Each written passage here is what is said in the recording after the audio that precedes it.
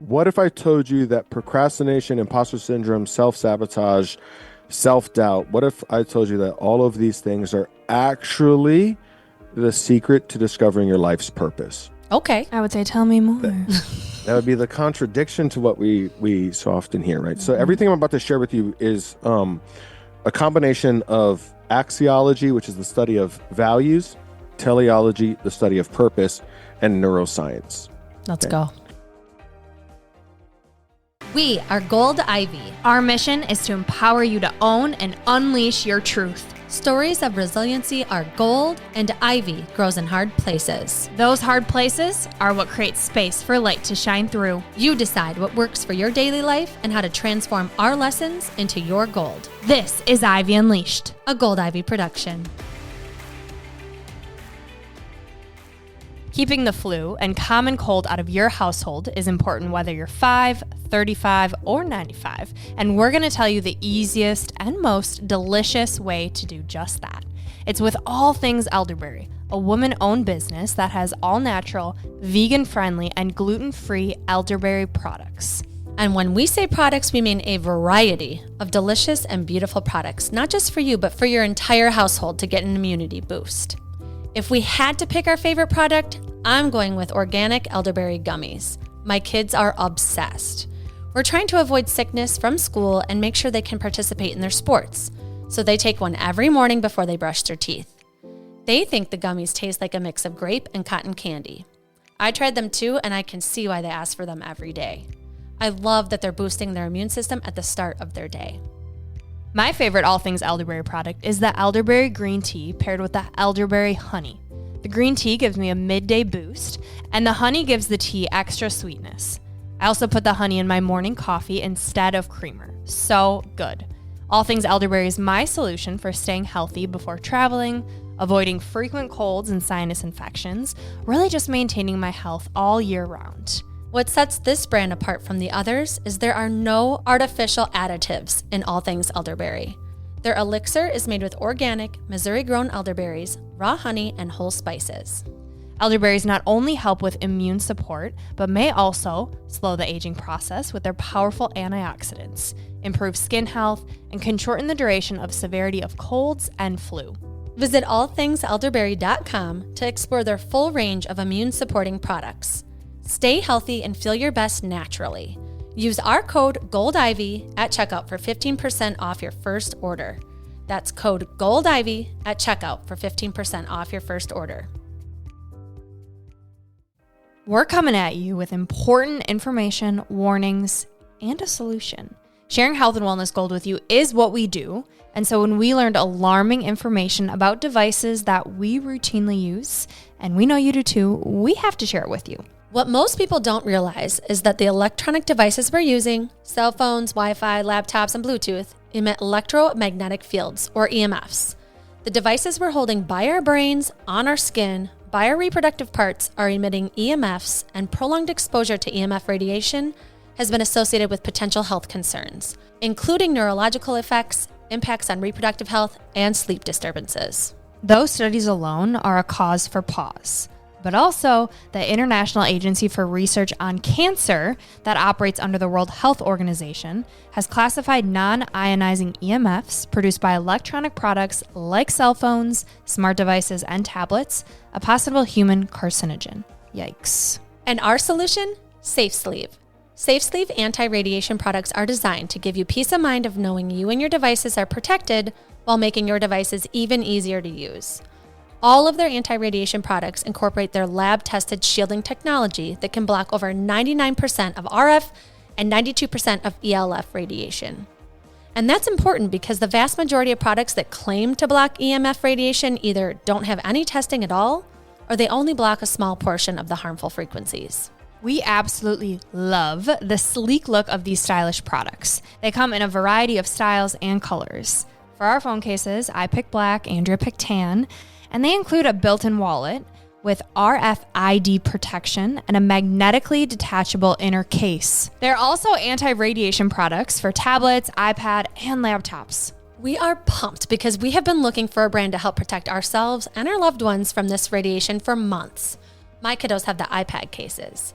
Searching for a brand with stylish phone cases, colorful iPad colors, and functional headphones for our workouts so that we can enjoy our devices, but also not have to worry about how they're harming us.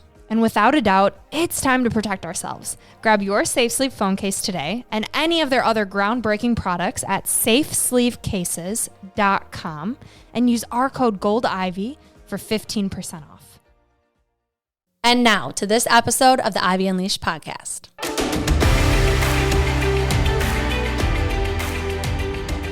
Welcome back to Ivy Unleashed. Today is so fun. Brooke and I are like, this could not be better timing for our business, for our life, for our mindset. We are so excited to welcome Keala Kanae. Welcome to Ivy Unleashed, and thanks for being here. Thank you so much for having me. I appreciate the time. We love a person that can help you rewire the brain. We love talking about the brain, how we talk to ourselves, our values.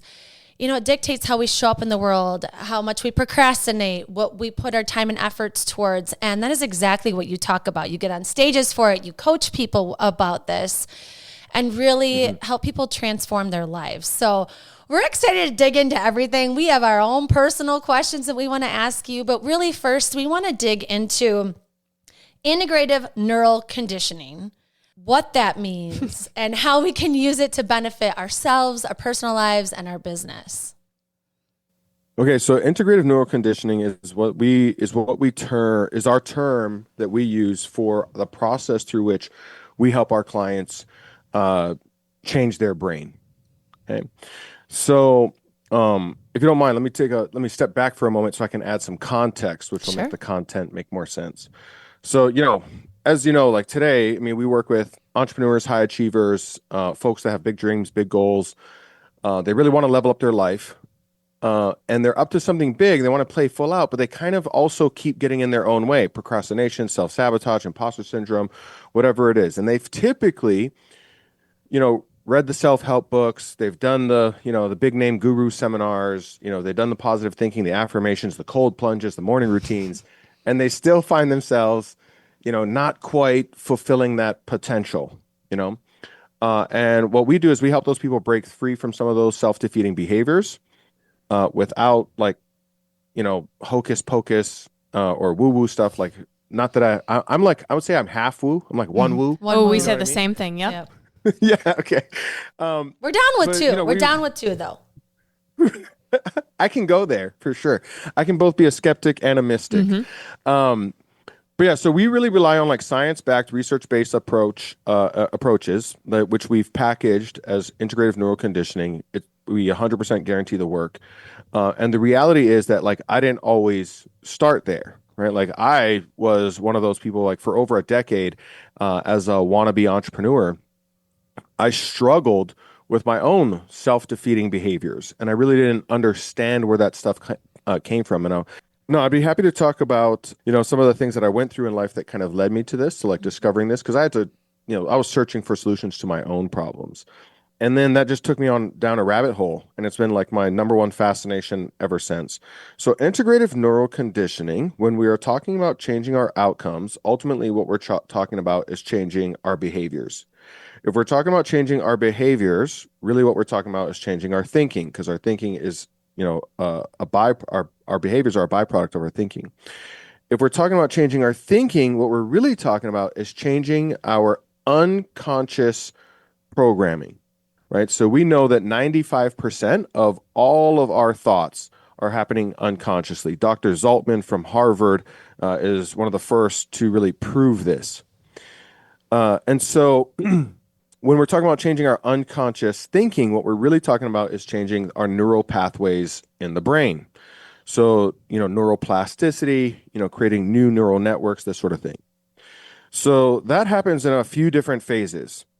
One that we take people through is we create a lot of, through experiential learning, we want to create a lot of aha moments for our clients.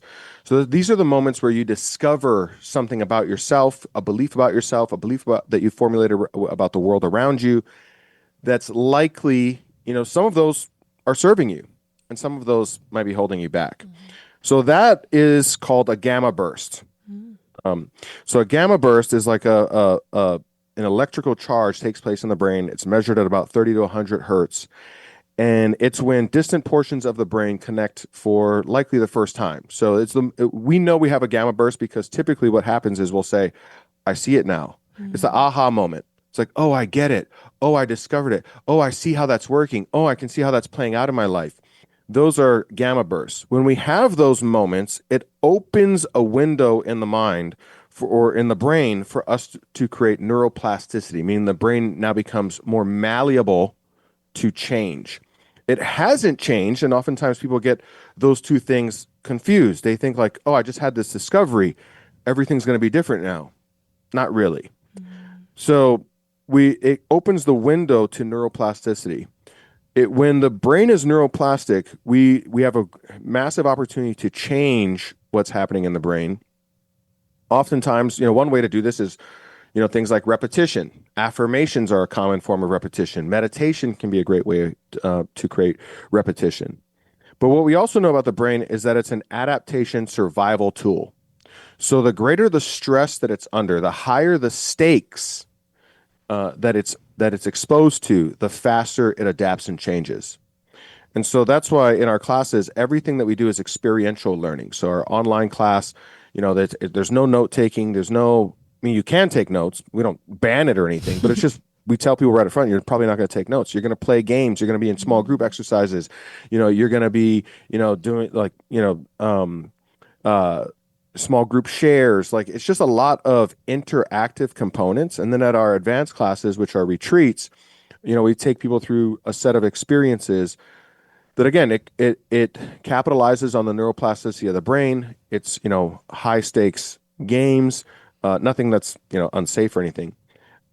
And through these experiences, we're able to change and adapt the brain more quickly and more permanently than things like repetition, than, the common like motivational seminars. I'm sure I've been to motivational seminars, stand on a chair, beat your chest, and then 3 days later on a Wednesday, you're pulling into the garage and you can't remember what the heck was that thing. So it's our process for taking people through becoming aware of what's keeping them stuck, changing those neural pathways, and allowing those changes to be permanent and lasting. It's the short version. What I'm hearing is that you provide the integration, where a lot of these motivational seminars, you come home and you're like, oh, there's the motivation. It's already gone. Exactly what you just said. That experiential learning. Will you give an example of one of those experiences, what that looks like? Just give people a little taste. One example is, one of our advanced classes. So one of the things that people often experience or holds them back is fear. We all know that, right? One of the things that we want to do at our advanced classes is help people turn their fear into fuel. So instead of coming up against fear and using it as a sign to back down, which is a very common thing that the brain is trained to do. Let me step back for just a moment. Most of our unconscious programming happens between 0 and 7 or 8 years old. Okay. So from 0 to 7, we operate at the theta brainwave. That's the same brainwave as hypnosis. So children, this is why we say that children are like, their mind is like a sponge. They learn so quickly, right? That's why, because they don't have a filter or a firewall to protect like what's going in. And that's why their mind is like a sponge. Now, because there's always a perfect balance of opposites in the universe, there's going to be a drawback to that too. The drawback is that they don't have a rational or logical mind to help, filter the world around them. In other words, mom and dad break up. I don't see dad anymore, or I don't see dad as often. Maybe dad doesn't love me. I'm not lovable. They don't have a rational brain to say like, no, mom and dad just don't communicate well. They're better off apart, and I'm going to be happier and in a better, more stable environment as a result. Like, they can't think about that, right? So I say all that to say that the brain naturally, because we're at such a young age, when it experiences fear, it wants us to stop and step back from that fear. You want to step back from the ledge at 7 years old, not jump off of it, right? But as entrepreneurs, we got to jump off that ledge, no parachute. We got to build the plane on the way down, as you know. And so we have to develop a different relationship with fear. So one example of an exercise is something we call the edge. So we'll take people up on and for some listeners, this might sound crazy, and I promise you it's 100% safe. We'll take people on a ledge. It's about 60 feet in the air. Okay. You get up on a platform, you climb up, a ladder. Oh God. Depending on what location we're doing it at, we have for some it's a trail. And you get up to this platform, 60 feet above the ground. You are met at the top with a facilitator. They kind of ask you some questions. And really what we're doing in that exercise, in the conversation, is we're working through, what does this edge represent for you? So it's not about, because it's not about the edge. It's not about, the ledge that you're about to dangle off of. It's about what meaning that you're assigning to it. Because that's how we create our programming. We have an emotional experience, and from that emotional experience, we create a belief about ourselves or the world around us, and typically that story runs our life from that moment forward, right? So mom and dad left, or mom and dad split, dad doesn't love me, I'm not lovable. So we want to create new programming with a similar formula. What does this represent to you? You're about to have this emotional experience. What do you want this to mean about you, yourself, and the world around you, and your life going forward? That's what we're teeing up. Then eventually we strap that person in. So they're wearing a harness around their waist. My heart is just beating. Yeah. We hook them in. And so imagine that exactly on the opposite side of your back from where your belt buckle would sit is another buckle. And we strap you into that. And now you're encouraged to walk over to the edge of the ledge and just slowly lean out. So you know that you are strapped in. You know that you're safe. You've seen it all happen. But when it's you, the ledge, and 60 feet to the ground, your brain is in hyper survival mode. Even though you consciously know, your subconscious, that amygdala portion of the brain, the subcortical portion of the brain, is trying to prevent you from moving forward because it's the survival mechanism. Now think about how many analogies we have for that in our own life, where we know that we are, we know that we're safe.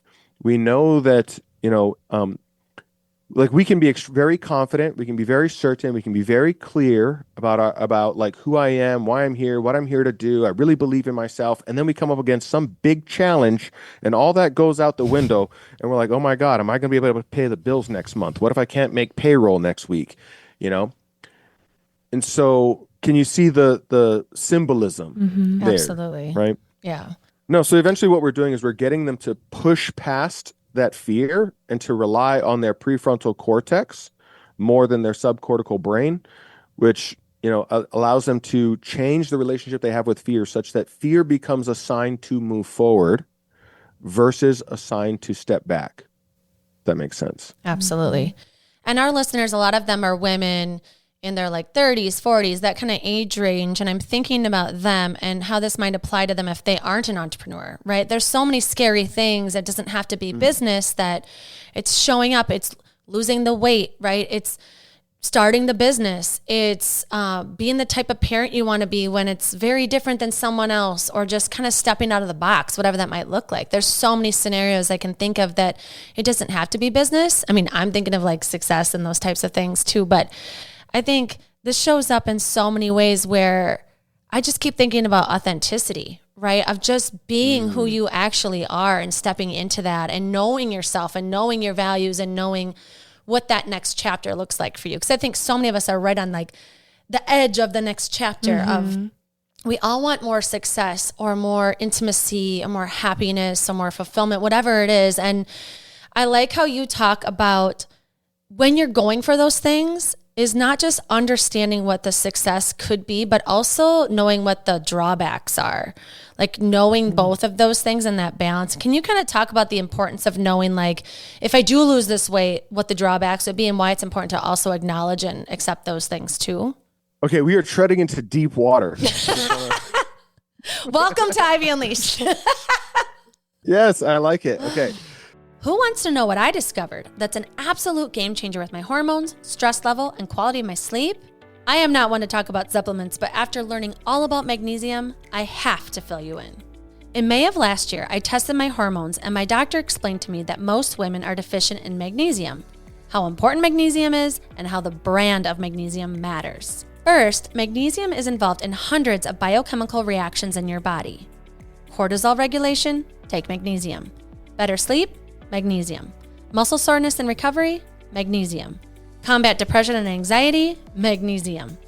The list of magnesium's benefits go well beyond those examples. I asked for the best brand of magnesium and my doctor said hands down, Smidge. She prefers Smidge because it's super clean and made in small batches. No fillers or common allergens and non-GMO. Smidge's magnesium is made with a premium form of magnesium called glycinate complex. After taking the 100 milligram capsule of Smidge Evening Magnesium every night for just a week, I noticed how much better I felt in the morning. Melatonin and other sleep aids can make me groggy or give me weird dreams. Smidge's magnesium has improved my energy levels, reduced my anxiety, and my digestive health has never been better. I do my best to take it every single night to keep reaping all the benefits. I'm telling you, Smidge Magnesium is a game changer. The majority of adult women are deficient in magnesium, and we don't want you to be one of them. To experience the health benefits of Smidge Evening Magnesium as soon as possible, go to getsmidge.com or find the link in the show notes and be sure to use code GOLDIV10 for a 10% discount. That's getsmidge.com and code GOLDIV10 at checkout and let us know how great Smidge Magnesium makes you feel as well. Let's talk about something foundational to your family's health that you might not even realize is an issue: your cookware and bakeware. That's right. We've all heard about clean eating, but what about clean cooking? For years, we've been told nonstick is the way to go for easy cleanup, but what if that convenience comes at a cost to your health? Exactly. Our friends at Caraway have an origin story that really hit home for us. Their founder, Jordan Nathan, experienced what's called Teflon flu after accidentally overheating a traditional nonstick pan. It turns out it only takes 2.5 minutes for those pans to hit 500 degrees Fahrenheit and start releasing toxic chemicals. And the problem is, these aren't just any chemicals. We're talking about PTFE, also known as Teflon, and microplastics that can leach directly into your food that you're preparing for your family. These are forever chemicals, folks. They enter the body and can take decades to leave, potentially leading to serious health risks like cancer or respiratory issues. Reading the research from the American Cancer Society and Good Housekeeping Institute was a wake-up call to realize what might be hiding in our kitchens. And that's where Caraway comes in. They're on a mission to craft well-designed home goods that truly raise the standards of what you cook with. They've meticulously thought through every single detail, from the unboxing experience to how their products store in your home. The look, the feel. We're in a season where less is more. It's better for your health. It's better to look at. You've seen Caraway everywhere, and it's for a reason. I went with the squareware and cookware set. Not only is it beautiful, but the relief I feel knowing the daily pancakes, pasta, and protein I'm heating up isn't causing harm to my kiddos is priceless. Caraway has revolutionized kitchenware by offering a non-stick ceramic coating that's mineral-based. That means no toxic materials leaching into your healthy ingredients. It's easy to use, easy to clean, and you don't have to worry about those forever chemicals. So if you're ready to remove harmful microplastics and toxic chemicals from your family's meals and truly elevate your cooking experience, it's time to switch to Caraway. Head over to their website today. You can find the link in our show notes. And for a special thank you to our listeners, use code GOLDIVY at checkout for 10% off your Caraway products. Make the switch for a healthier you and a healthier home. So there's several things that you mentioned that are deep wisdom. Number one, you mentioned that there's lots of women listening who might not be entrepreneurs.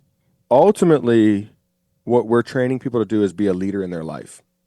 And the way that we define leadership is that every human being has a calling. Leaders are the ones with the courage to answer the call. Leaders go first. They're not waiting for permission. As you can see, like that has nothing to do with purely entrepreneurship. You also mentioned getting back to the authentic self and how that relates to values. That's axiology. I can go we spend a lot of time on that, and I would love to talk about like getting back to the authentic self. And then you asked about the benefit of knowing the drawbacks to something. Deep question. So I'll share this. I'll share this through a story. I think is like a great way to help this land.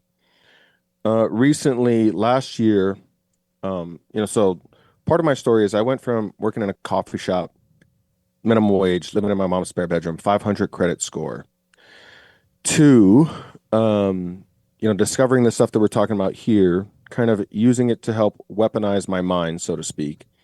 And I went on to build a business that did over 140 million in sales over the last 8 years or so. And then I exited that company last year. And I transitioned to what we're talking about here so I can spend the rest of my life sharing this stuff, because I find this stuff to be the most inspirational, powerful stuff that I do. And so last year, as we're leading up to me exiting the previous company and transitioning to this company, I'm thinking about all of the benefits, right? Like, I'm excited about it. I've been wanting to do it for years. I am, I'm really inspired about this work. I have seen so many lives change through this work. It's kind of something that we've been doing behind the scenes, on the back end of my previous company for years, but we've never really made it like the focal point of what we do. So I'm like, I'm over talking about affiliate marketing and, online marketing and all this stuff that we used to teach. And so I'm so excited about making this transition. Now, we make that transition October 31st, 2024. Deal is done, contract signed, November 1, I am CEO full-time of Inspirian. And it hits me, right? I mean, I just land in that seat and I'm like, oh my God, what did I do? Did I... what if I can't figure out how to get customers? I've never advertised this type of product before. I've never had to sell to this kind of an avatar before. Who is my average customer actually? What are their demographics? Where are they at online? Are they on Facebook? Are they on Instagram? Where do I advertise to find these people? What are they searching for on the internet? What if I don't figure out how to get these folks? I leveraged everything that I own in order to have the capital to build this business. That means I could go bankrupt and lose everything. What if I end up living in my mom's spare bedroom again? What's going to happen? And I'm just like, the reality of it sets in, right? Mm-hmm. And I start to experience some of that self-doubt, imposter syndrome. Can I do this? Will I figure it out in time? This sort of thing. And I want to be clear about this with listeners, right? Because I think that there's a lot of rhetoric, in my experience in the industry, wherein, some people pretend like they've got it all figured out. And the reality is we never figure it out, right? Like, I hope that I always experience imposter syndrome, because it's a great sign that I'm doing something magnificent with my life that challenges my threshold of possibility, right? I hope every person continues to experience it. All we promise in our curriculum is that we give you tools to work through it, right? So that it doesn't stop you. Mm-hmm. So for about 6 weeks or so, I am like, what do I do? How do I figure this out? Like, I'm kind of going back to the drawing board. I'm meeting with my team. I'm talking to my fiance about I think we should sell our house, just to minimize our expenses, give us more runway, yada, yada, all these things. And I end up on a call with my CFO, and we're talking, and I'm asking them, my CFO and my financial manager, and I'm like, what if I go bankrupt though? What do we do then? And my CFO, finally, he just speaks up in the middle of the meeting and he goes, Keala, what if it works? He's like, I've watched you for the last 8 years go through all this stuff. And like, now for the last 2 conversations we've had, all you want to talk about is like, what if it doesn't work?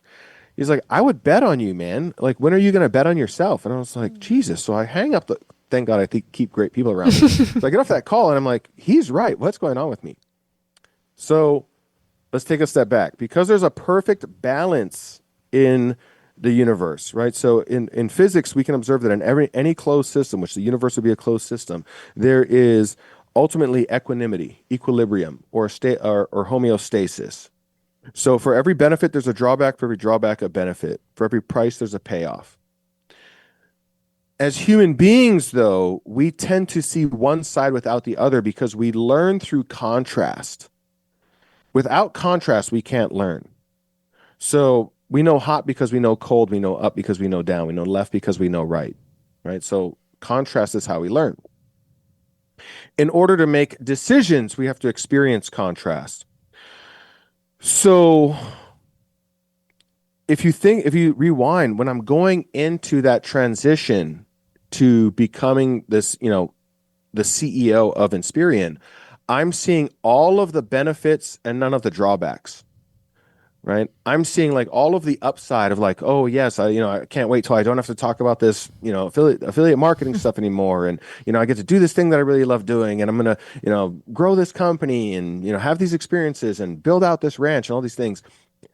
And because the mind will eventually figure out balance, when I actually take the seat of the CEO, I start to see the other side, the drawbacks, the risks that I took, the danger that's ahead, the possibility of failing, what that could look like. And we see this, here's a very simple version that everyone can relate to. When we fall in love with somebody, when we hit the infatuation stage, when we first start dating and we're like, oh my God, they finished my sentences, No, you hang up. No, you hang up. No, you hang up first. No, you hang up, right? If we're like so in love. And then, a year later we move in together and one morning we wake up and we're like, who the hell is this person? Why am I with them? What was I thinking? It's the mind having to find balance. And so when we operate from the polarized perspective, meaning we see benefits without drawbacks, upsides without downside, we can make decisions faster and we close ourselves off to deeper intuition. So when we balance the mind, we bring the world into balance, we bring our perspectives into balance, our perceptions into balance, we open the connection between, and this is where we go one woo. Not quite woo-woo. Let's go. We open the connection between the mind and the heart, and we can, tap into our authentic selves and, and ask ourselves, like, what would I love to do? Ooh. What would I love my life to look like? What would I love the future to unfold for me? When we're polarized and we see one side with the other side, we're using our intelligence rather than our intuition. Both serve. One comes from authentic self. The other comes from the self that we design to fit into the world. So are you saying when you have a decision to make, say leave the company, whatever it may be, start dating the dude, whatever, marry the man, you see both sides and then you ask yourself that powerful question of what do I want? What am I drawn towards? So you're kind of weighing both sides, or how does this actually, how do you use this in your benefit to open your heart? Yes. Okay. So beautiful question. In 2018, I was going through a pretty brutal partnership breakup. So me and my business partner, we had grown the company. And so we launched at the very end of 2016, right after Thanksgiving. We scaled to $1 million a month in 4 months. We had, just shy of $20 million our first year by the end of 2017, almost 60 employees. Going into 2018, we're continuing to grow, but he and I are also continuing to grow apart. So we start going through this kind of ugly partnership breakup. And in the process, there's a few things like over the previous couple of years, I kind of learned a few things about, like, one, and I know that this is kind of like a privileged stance, right? But like, money's not going to make me any happier. I had learned that, like I had I was poor most of my life. Then I had money, thought it would make me happy, realized that brought me zero happiness. In fact, I'm a bit more stressed out now. Maybe a little bit of happiness when you got to move out of the house of your parents, right? A little bit of happiness when like you got to like get your first place, but then it hits a threshold, I'm assuming. It definitely, having money creates more opportunities. Mm-hmm. We have more choices. but not necessarily more fulfillment, because fulfillment comes from filling full our values. You mentioned values earlier. So it can buy experiences that might give temporary, dopamine, and some endorphins, but it won't create, like, filling my bank account and filling my soul are two different things. Ooh. Okay. That's good. Sweet, I got a woo out of this. I was like, can we end the podcast now? Yep. I think I just ended on This a is high Gold note. Ivy I wanna be signing like off. Jordan. Just kidding. No. Okay, so I'm going through this challenge with my business partner, and I realize, like, money's not going to make me happier. So what am I fighting this for? And so the question becomes, so in the process, he had reached out to me and said, "Hey, listen, if you're willing to walk away, I'll pay you this much." So I got on, I shared that with a couple of business coaches that I knew, business veterans, and even a friend of mine who's a psychologist. And all of them kind of said the same thing. Keala, the company is not worth that much. That's a ridiculous number. If he's really willing to pay you that, you should take it and go. And on the other side of that, I'm at this a bit of a war with myself, because I also feel like, well, but I've put so much time and energy into this. It was my face on the front of the business. So I feel like, I've made the promises to the team members, to the customers and whatnot. And so there's a bit of a internal battle between the logical, rational side of me that says, like, take the money and go. He's making you a ridiculous offer. And the rather emotional side of me, which is like, but I feel like I owe these people something because I made them a promise, And so I call up one of my buddies who's a coach, and we work on this process that I'm sharing with you. And so we start out with this. First, law of reflection. Everything we judge in others is what we disown about ourselves. So he asked me, okay, so what are you judging about so-and-so, the partner, that has you so charged up about this? And so basically I start listing out the characteristics and traits, like lazy, dishonest, selfish, yada, yada. And then we go through this list, and he's like, all right, so where have you expressed all of those traits? In what form have you been that person? And I'm literally going through this list and owning all the things that I'm judging about the other person. I'm owning that I also express those things. This is, by the way, law of conservation of energy. Like, we know, right, that that energy can't be created or destroyed. It only transforms, right? So that's at the macro level, true across the universe. At the micro level, what that means is every characteristic or trait that can exist in a human being does exist in a human being. There's roughly 4,600 characteristics and traits of a human being in the Oxford Dictionary, and we all have all of them. We just express them in our own form. So what my coach is asking me to do in that example is own those traits so that I am not charged up. Like, I'm not acting from the amygdala. I'm not acting from emotion. I'm not acting from, like, anger, but I can act from a place of balance. And think about this for a moment. Like, the beauty of this is that if what we judge about others is what we disown about ourselves, or in other words, reject about ourselves, how can we love ourselves if we're disowning parts of ourselves?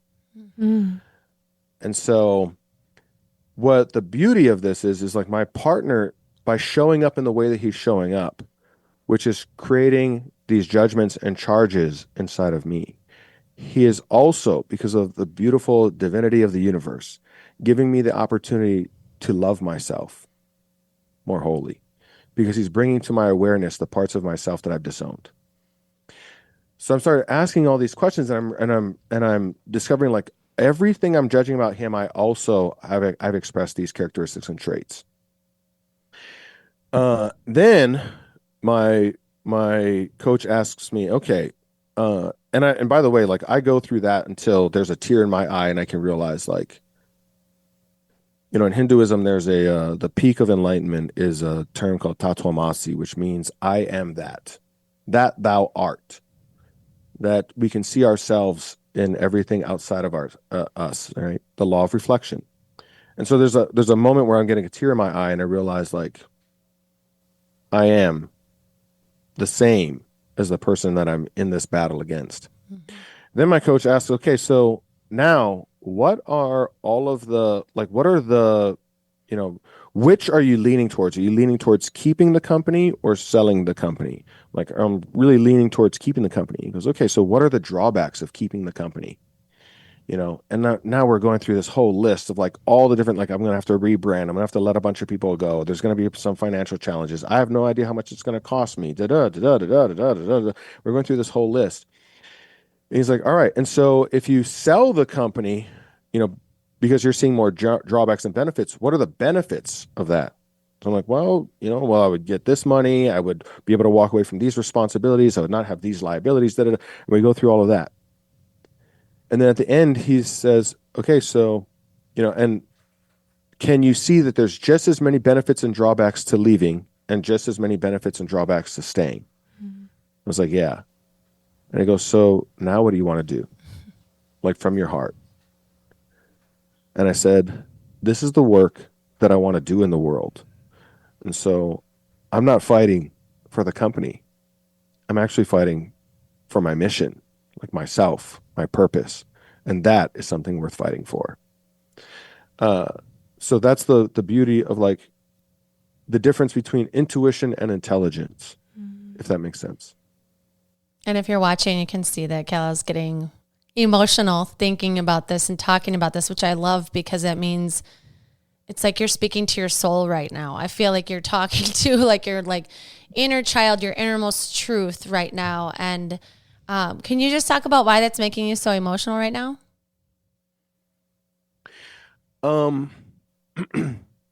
There is a quote. I'm probably going to bastardize it just a little bit. But James Michner, the master in the art of living, makes little distinction between his work and his play, his labor and his leisure, his mind and his body. He hardly knows which is which. I think I'm getting pretty close to that one. That's to have the opportunity to wake up every day and like do what you love, right? To not know the difference between your vacation and your vocation. To inevitably face challenges, but be grateful for those challenges because you see how they serve you, right? To embrace the downsides of life with equal indifference to the degree that you embrace the upsides of life. Like, in other words, to not ride the roller coaster of life, but to just be clear about a mission that you're on, and what you want to dedicate your life to, and to not need somebody's permission to do it. Right? To not be looking to the outside world, the external world, to tell you that it's okay. To not worry about living up to society's expectations and the media's expectations and the various institutions' expectations, but to live from the center of your heart and soul. It took me a long time to get to that place, and it's the place that I operate from now. You know, that I have the wisdom and the technology and the understanding to be able to operate from that place today. And it's the most freeing, beautiful thing that I could ever like express. Like, I don't know how to express it, right? Like, I wish I could bottle it up and give it to every person in the world. You are right now, though. What you're saying is seeing it on you. I can feel it from you. It's like exuding through the computer screen at us. And it's so beautiful. And by you, like I like that you keep saying you don't need permission, because I do feel like you're kind of giving people permission from the fact that you did it. Like, you made the decision to go after this. And I think sometimes we need an example, not totally permission, but to see someone do it and to know those were your stakes. Those are big stakes and a completely different life. And you're reaping the benefits. And you said freedom or freeing. And I kept feeling that freedom too, of waking up and knowing like you can create whatever you want, but you have to know what it is that's going to fulfill you. And I think sometimes we procrastinate on that, or we think about it, but then we don't do anything about it. Or we kind of know we have that calling and it's like comes in different versions, but then we sit on it, or we wait till we feel like it's too late or whatever. And so I would love for you to speak to the person listening that is, they understand there's something really calling them, but they're procrastinating. They're sitting on it. They're not really acting on it. Like, how could someone start making some moves to have that freedom that you're currently experiencing? Yeah, we are officially in deep water now. We're crying. We're woo-wooing. Oh, this is a great day. It really is. I'm free. I'm glad. For me, this is first thing in the morning, so I'm like really. Baby, let's go. What a day we're going to have. Yeah, let's speak to that. So here's what if I told you that procrastination, imposter syndrome, self-sabotage, self-doubt, what if I told you that all of these things are actually the secret to discovering your life's purpose? Okay. I would say, tell me more. That would be the contradiction to what we so often hear, right? So everything I'm about to share with you is a combination of axiology, which is the study of values, teleology, the study of purpose, and neuroscience. Let's go.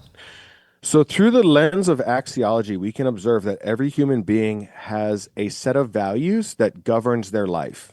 Okay. Now, when I say the word values, oftentimes people think of things like, hey, Cal, I know what my values are. It's honesty, integrity, fairness, justice, equality, and these sorts of things. And I understand that because those are typically, as a society, those are the kinds of values that we talk about.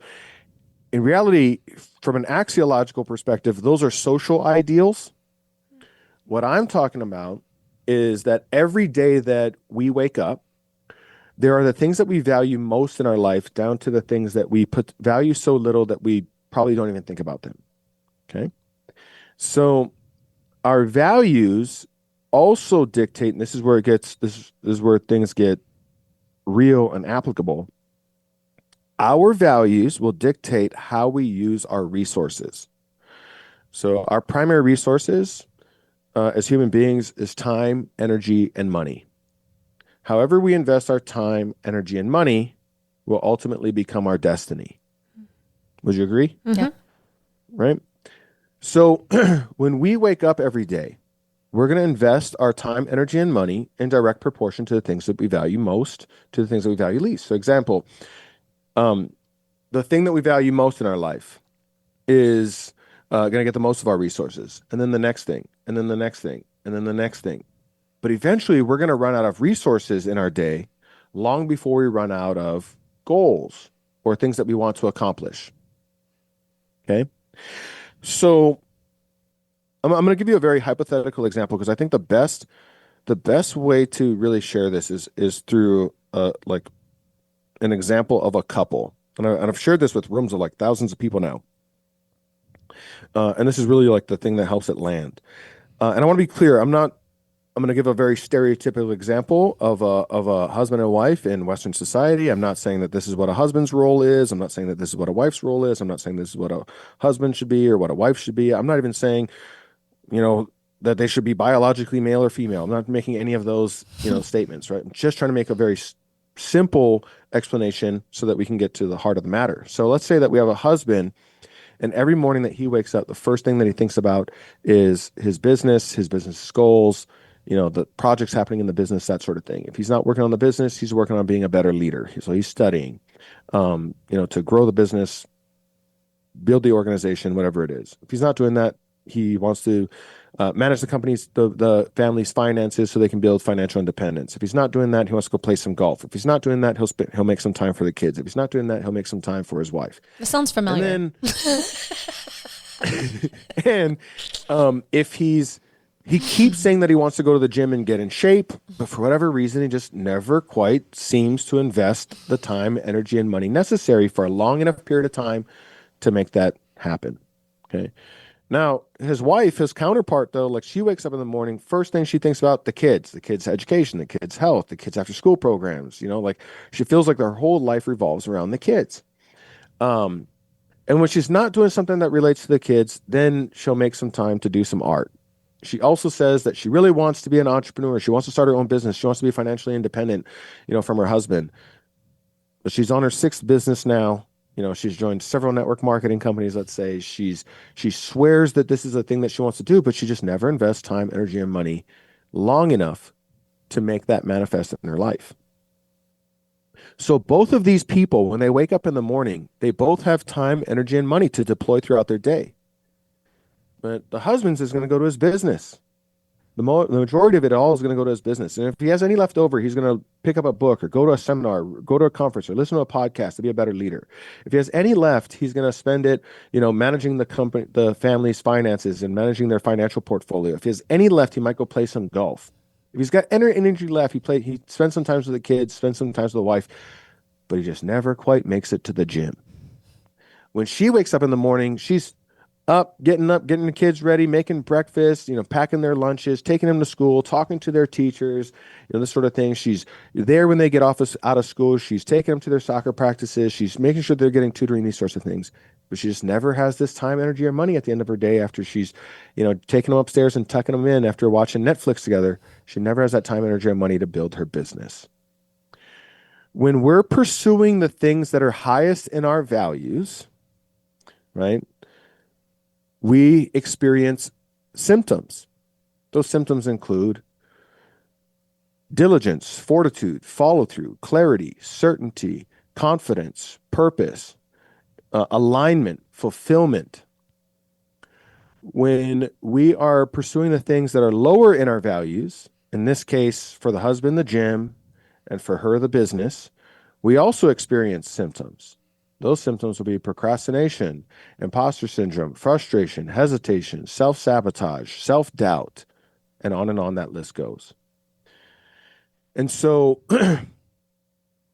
in other words, and what we find through axiology is you can only about the top 3 to 5 things that we value in life will we actually make manifest in our life. So, because we have a finite amount of resources, so there's only a finite amount of things that we can make come to life, right? So notice that, there's so many gurus on the internet. You see lots of, even times, business gurus beating the discipline drum, right? What you need is more discipline. What you need is work harder. What you need is,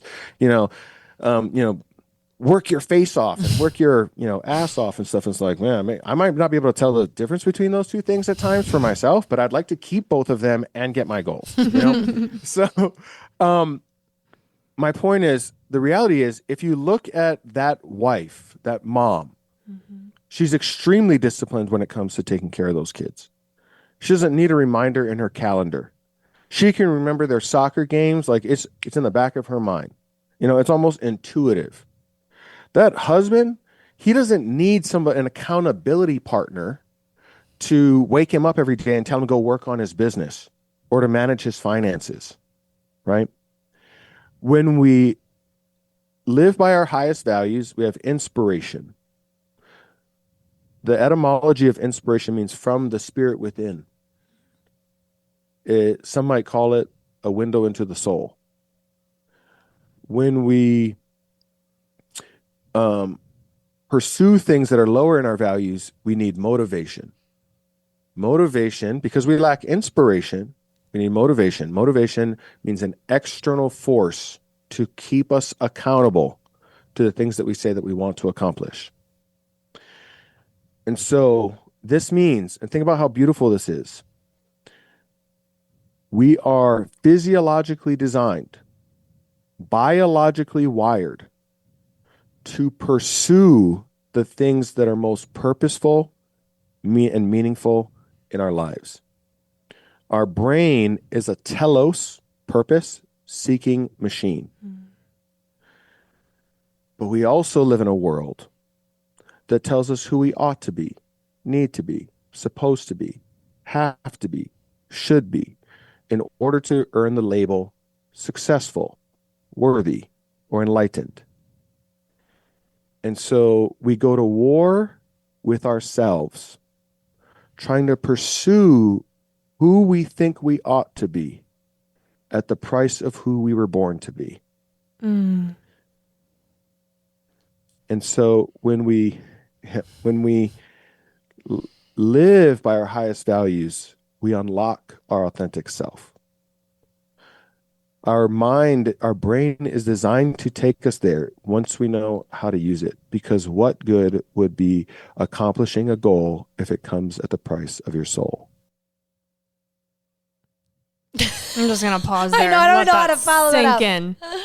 Wow. Beautiful. Beautifully said. And it just makes you think. Like, I hope everybody is pausing, because I think that's the trickiest part, is getting people to pause to understand themselves. Like, what's the cost of not knowing your values, not knowing what it is that does light you up, and going at a speed that this world is dictating, or on a path that the world's dictating that you're not choosing? Like, I think that's why people get so sick, right? Like, they're acting out of a place or in a way that isn't their purpose, that isn't their calling. And it's like their body's screaming at them, like, take this time, like, sit down and know what you want. And I think that's the missing piece. I mean, if you look at like Charlie Munger or Warren Buffett, I mean, these guys are in their 90s. They drink Coca-Cola and eat at McDonald's. But they are, and like, you wonder, like, I mean, obviously Charlie's not here anymore. You wonder, like, man, they're going to outlive all of us. But if you watch their lives, like, they're very, and I don't know if you ever saw the documentary, Being Buffett. They are so clear about who they are, and they just live by their highest values, and they delegate the rest away. Can I say that that's like scientific, absolute fact or proof that we live longer when we abide by our values? Not necessarily, but we can find lots of examples of people who live to be a ripe old age, and also those people tend to like not care so much about what everybody else in the world thinks about them. Totally. And just truly be themselves, Yeah, I think about stress, right? It's the number one factor of so many conditions and diseases. And when you're not living authentically to you, there's this friction, this stress. So there's two forms of stress, right? Because there's always a balance in the universe. So there's eustress and distress. Distress is the negative form of stress. It's usually what we mean when we use the word stress. Eustress is the stress that grows you, shapes you, changes you. So when you're going to the gym and you're building muscle, you're stressing the muscle. So that's eustress. When we live by our highest values, which I call the power code, and we have a process that we take our clients through to help them discover what their power code is. When we live by our highest values, we experience eustress. When we're trying to pursue things that are that challenge our values, we experience distress. Same stimulus. It can be the same challenge, same conflict, same problem. But if we can see how it helps us, live by our values or make manifest the things we value most in our life, we will embrace the challenge. When we feel like it challenges our purpose or our calling or our mission, we experience it as distress and we want to run from the challenge. Does that make sense? Totally. Yeah. Wow. Man, we still have 3 segments of our show, and I feel like my mind is blown, and I have so many more questions for you, which before we get into those 3 segments, I just want people to know where to find you, because I feel like I want 3 books from you right now to read over the week, and then have my book club. I want to listen to you. I want to watch what you have. I want to go to your events. So before we get into our last 3 segments, I want everybody to know where to find you, how they can follow you to get more of you. The best place right now, I would say, is thepowercode.com. So we have a free assessment that people can download there. The assessment is to help you identify what your unique set of values is. Oh, cool. That's amazing. Super cool. So we'll plug that. Yeah, it's a 10 question self-assessment. It's relatively easy to do. Comes with an instructional video. When you download that, there's a 2-hour master class on the back end of that, where I walk you through like implementing it in your life.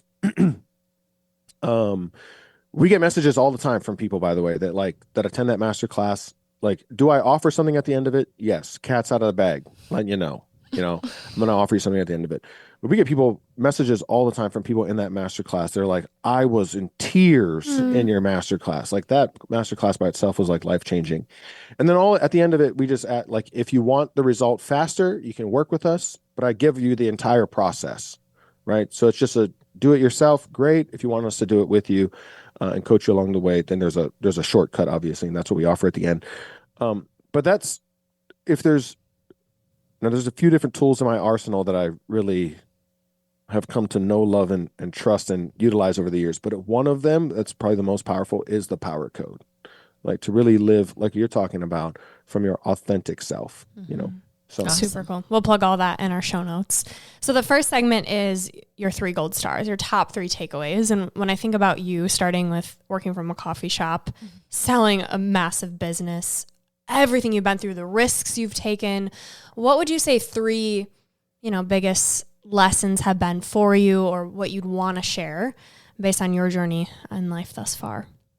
Know your values, right? Know your values and have the fearless determination to live by those values. When the voices on the inside are clearer and louder than the voices on the outside, then you become a master of your life. Secondly, one of the greatest human illusions is that we can have one side without the other. Meaning that there's a lot of rhetoric that to be successful or enlightened means that you're always positive, never negative, always kind, never cruel, always happy, never sad, always honest, never dishonest, this sort of thing. But in 10,000 years of written human history, you can't find one person who's ever done it. Not even the deities, which I'm not saying that to disregard, anyone's beliefs. I'm saying when you read in any theology, you find that even the gods have the wrath, fury, and anger that we experience as humans. I say that to say that the reality is that we can't love ourselves if we're trying to disown one half of ourselves. So all of us serves us. If you want to experience the soul, embrace the whole of who you are. And number 3 would be that, and I know this gets said a lot, but everything is serving us. I feel like mastering life is really being able to see the divine order in the apparent chaos of life. When it feels like the road is falling out from underneath us, it's really rising up to meet us. When it feels like everything is going wrong, it's really everything going right. And wisdom is having the ability to see that beautiful divine intelligence unfolding even when life seems the most chaotic. Those would be my 3. They are, wow, those are beautiful. Thank you so much. I feel like everything you've said has been pure gold. And it's like one of those episodes you could listen to again and again and again and take something else from it, no matter what you're going through. Like understanding this wisdom and this depth of wisdom from what you've shared today. I'm just so grateful for it. And I know I'm like excited to go back and listen to this over and over. All right, next segment is Unleashing Ivy, which we've basically done this whole time, where we've just been curious. And these are questions just kind of get to that deeper level, which again, this whole episode's been really deep. But I want to talk a little bit about your experience with money, because you, like you said, you've gotten to, the top of the top with money and then realized what it means in your life. And I've never had tens of hundreds of millions of dollars in my life. So I'm curious. Something I read from one of your posts was something about separating money and wealth. And I'm just curious what you mean by that, and your experience with money. If you were to give, 2 women maybe perhaps that have a business they started a couple years ago and some advice on money and wealth. I don't really know what my question is here. I just want you to kind of reflect a little bit about like your lessons with money and the advice you would give us on that. Yeah, so wealth, the etymology of the word wealth means well-being. And so having a lot of money doesn't necessarily make us wealthy. Okay. I read this somewhere recently, and I think this is beautiful. If having all the money in the world wouldn't change what you do every day, then you're already rich. You know. Now, when we talk about having money, making money, building financial independence, because like you mentioned, right? Like there is a benefit to that. I'm not saying that it's like bad or wrong or not good. I'm just saying that a lot of like the story that we make up about what it's going to do for our lives. Jim Carrey has been quoted as saying, like, I wish I could write a check for $10 million to everyone in the world so that they would know that that's not it. And most people in the world are like, well, then write me that check then, and I want to find out for myself, and I don't blame them, right? I don't blame them. Like, I get it. I was there once. When it comes to money, so let's go back to the power code and the values that I was talking about. If we don't value money, financial independence, like saving and investing, long term, like having more money at the end of our life than life at the end of our money. If we don't value it in cash, we will never have it in the form of cash. So you take that mom, or I'll share with you an example. This is beautiful, I think. I was at a conference in 2017 in Vegas. One of the companies that I was an owner of, and I was consulting them on all of their marketing and their advertising and their growth and whatnot. They had an event. And so I was one of the speakers at the event. At the end of the event, there was a VIP session, a VIP party, I should say. And, there's dinner and drinks and all this stuff. And so this woman comes up to me and she says, hey, Keala, like, I really loved everything that you shared. I learned a ton. Now, this company, by the way, like, they were promoting a network marketing offer. I was helping them build all of their marketing and sales systems to build that offer. So anyway, woman comes up to me and she's like, I loved everything you shared. I got so much from it. Can I ask you a few questions? And I said, yeah, sure, of course. Hey, what would you like to know? And so she says, I've been doing this now for a couple of years. And honestly, like I haven't gotten much results. I've been thinking about quitting. And as she's talking to me, I start to recognize her. And I'm like, wait, I've seen her in the Facebook group that this company runs.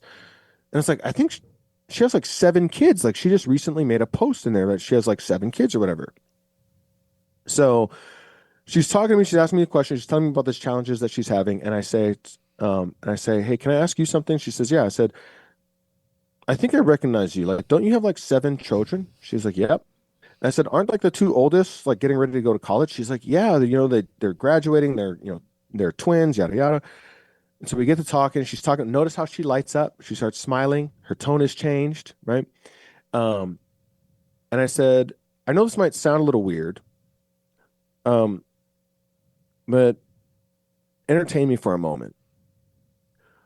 What if I wanted to buy your children off of you? Would you sell them for $1 billion? She's like, no. I said, well, then look at how wealthy you are.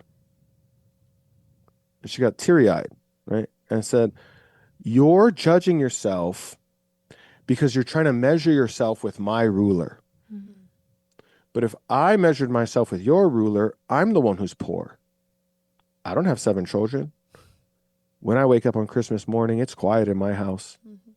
I don't get to see them stick up for each other, go on their first date, have their first kiss, like, have their first love, go to their prom. Like, I think all of these memories that you've cherished throughout your life, I'll have none of those memories when I die. If I measured myself by your ruler, I'd be the poor one. So I say all that to say this. We all have wealth in our life. It's just hidden in the form of the things that we value most. And if we don't value it in the form of cash, then we won't experience it in the form of cash. That's the secret to financial wealth. Does it make sense? Yes. We gotta value that cash, baby. And look at the wealth in your life that already exists. Mm-hmm. Ooh, this is beautiful. Because of the law of conservation, because nothing can be created or destroyed, it only transforms. Mm-hmm. That's why I can say with confidence that we all have wealth. It's just hidden in the form of what we value. So a question is, then where is, like, what is the form that my wealth is already in? Like, you both have a podcast. You probably have, interviewed lots of successful, influential people on your podcast. So you would likely have wealth through your social connections would be one form of wealth. So we're typically going to have our wealth in the form of like mental intelligence, familial, family, vocation, what we do for work, financial, social. There's a handful of things. And so one way that you might have wealth is through your social network at the moment. Now, what we can observe is that when we are grateful for the form that it's in, we transform it into the form we desire. Because so when we're experiencing the lack or the missingness of like, I wish I had this, but it's not here. We are living in we're living in the ignorance of life. I'll give you an example. Have you guys ever made a law of attraction? When people talk about the law of attraction, you've probably heard of people making like a love list. A love list is like, I'm going to make a list of the characteristics and traits of the person that I want to bring into my life, right? That I want to attract. Okay, so that's one step. A step beyond that, then, because of law of conservation, a step beyond that would then be to take that list of characteristics and traits and then ask yourself who in your life is currently demonstrating each one of those characteristics and traits. So if you have funny on there, then who in my life is showing up as funny? If you have, beautiful on there or handsome on there, well, who in my life is showing up as that? If smart is on there, who in my life is showing? And what you'll start to find is that nothing is missing. It's just in a form that you haven't recognized, right? It's in a form that we haven't loved. But when we recognize the form that it's in, and we're grateful for the form that it's in, we transform it into the form that we desire. So it can move from this is called the law of the one and the many. From the many come the one, from the one come the many. So we're looking for the one, but the one in this example is hidden in the form of the many. All of those characteristics and traits exist in our life, but they're spread out across, many different people. When we're grateful for the many, we find the one. If we take advantage of the one, we end up with the many. Right? So I say that to say, like, whatever is missing, if you look for where it's already present in your life and you can be grateful for how it's present in your life, you transform it into the form that you desire. So both of you are wealthy, maybe not yet in the form of cash, but if you discover where your wealth is and then are grateful for the wealth that you have, it can become cash. Love it. Not magically overnight. I love that. With a little bit No, of that's, yeah. I love the examples, the in-depth examples, I think, because wherever people are at, they can see themselves in that example. Something within that resonates with them. So thank you for going deep with us, being the woo-woo. I'll say 2 woos. I think you've been there. So a little more woo, my question. Thinking back to you when you were working at the coffee shop, living at home, I mean, just your vocab, like you can tell you have done the work, the amount of books and masterclasses, the things that you've consumed. I'm just fascinated by it. What would you offer when you think back, an aha moment you had from maybe a book or something you did that still sticks with you? That was that aha moment. What comes to mind when you think of that? Years ago, I was reading a book. This has been my favorite book, and much of what I've shared here is from that book. And that author, at the time that I read this book, I didn't know the author. It was referred to me by a friend. The author and I work closely together now. He's become somebody I would call a friend. But in his book, he was talking about the fact that there's a balance in the universe at all times, and he shared this fact, which I at first I was like, I got to go look this up and make sure this is real. The Black Plague, the bubonic plague of the 14th century, took tens of millions of lives, right? Anybody living at the time would say that that was awful, horrendous, bad, yada, yada. What most people don't know is that if you fast forward to the 80s and the early 90s, during the AIDS epidemic, millions of people were immune to the HIV virus because of a genetic mutation passed down from their ancestors who survived the Black Plague. So something that took millions of lives also saved millions of lives. So was it good or was it bad? Well, it was both. So who am I to question the divine intelligence of the universe? Things will probably never go exactly the way that I would like them to go. But this must be, one of my mantras is, this must be what's best for me because it's what's happening, right? That there's a greater intelligence at work. And whatever word that people use to define that is fine. But reading that, having that aha moment and just seeing like, oh my God, like it's not good or bad. It's not right or wrong. It's not up or down. Everything is both. For every drawback, there's a benefit. For every benefit, a drawback. It just kind of set me free in life to welcome life's challenges, knowing that on the other end of this, there's something equally and oppositely great. There's a blessing in every curse. Man, I love that. I wish you could just keep talking to me all day long. You're like the audiobook that I've been waiting to listen to. All right, last question. I'm sad to say it's the last one, but if you could go back and tell younger Keala something at any age, something you really wish he would have heard at that time, what age would you go back to and what would you tell him? I'm wise enough to know that everything has served me exactly as it unfolded up until this point. Human enough to know that there's also moments in my life that I look back on and I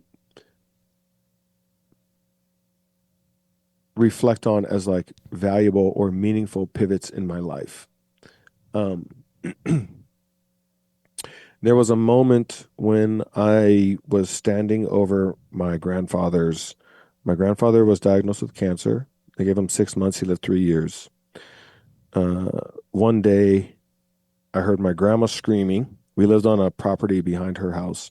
I heard my grandmother screaming. I ran to the house and my grandfather was laying on the floor in a puddle of blood. The tumor had burst. His artery had burst, or the tumor had grown into his artery. The artery burst. And so he bled to death, like in front of my grandmother, right? So I arrive on scene.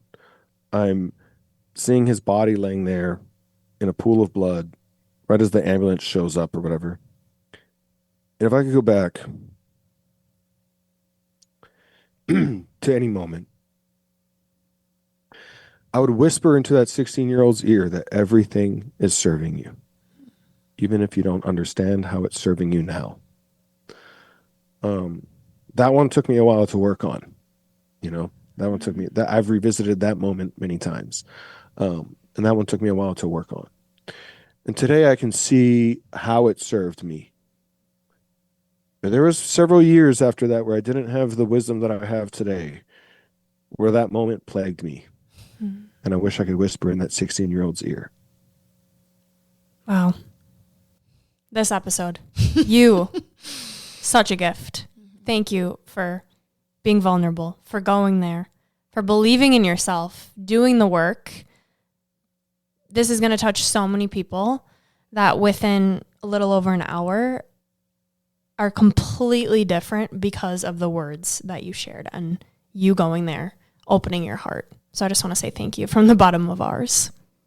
Oh, thank you from the bottom of mine for having me. This is hands down my favorite. I've done a couple of dozen or so podcasts so far. I'm just going to say this. I hope the other hosts don't hear it, but it's my favorite one so far. Oh. And I think that says a lot about you because of the space that you held to make that possible, and the depth of the questions that you ask. And so before we wrap up, I would just encourage your audience to go and leave you a review on whatever platform that they're listening on. I don't know that the average person really realizes how much work goes into a podcast and making it great. And you're not just making it good podcast, you're making an amazing podcast, and it takes a lot of work and effort. So the minimum that somebody can do is just leave a short review, which I left a review this morning because I've been listening to a few of your episodes for the last few days, and I left a review this morning. So those words mean so much. This podcast means the world to me. And when you say it's something that you can wake up and do and not feel like it's work, that's what this is. So you saying that, those words mean so much. And we do care so much for our listeners. And that's just so kind of you. And we're so happy you had that experience because what you shared, like Brooke said, is life-changing. And we cannot wait to keep seeing what you come up with now that you're tapped into this version of yourself that's unapologetically showing up and in this business that's really aligned. It's powerful. You're the type of mentor and person we want to watch and emulate. So we are so grateful for your time. And how we wrap up every episode is with a piece of gold, a quote, whether it's yours or someone else's, that you'd like to sign us off with. My favorite is I shared it earlier, and I'll leave you with it again. And again, I may be I'm paraphrasing it, right? The master in the art of living makes little distinction between his work and his play, or her work and her play, her labor and her leisure, her mind and her body. She hardly knows which is which. James Michner. So I would encourage the listeners to find something in which they can't tell the difference between their vacation and their vocation. And that's liberty. That's freedom. This is Gold Ivy signing off. Listen to your truth and go chase your gold.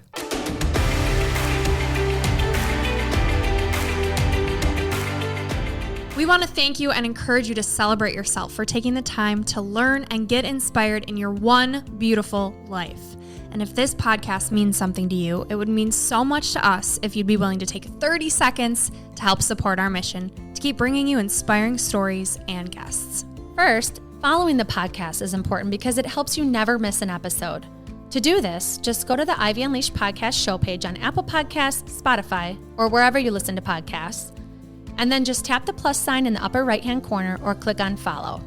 While you're there, if you'd be so kind to give us a 5-star rating and review and share your favorite episode with a friend, we'd be so grateful for your support. We are thrilled you're here and are so happy that you're taking time to prioritize your wellness, self-discovery, and growth with us. Additionally, we want to remind you that this podcast is presented solely for educational and entertainment purposes. We are not licensed therapists, and this podcast is not intended as a substitute for the advice of a physician, professional coach, psychotherapist, or other qualified professionals.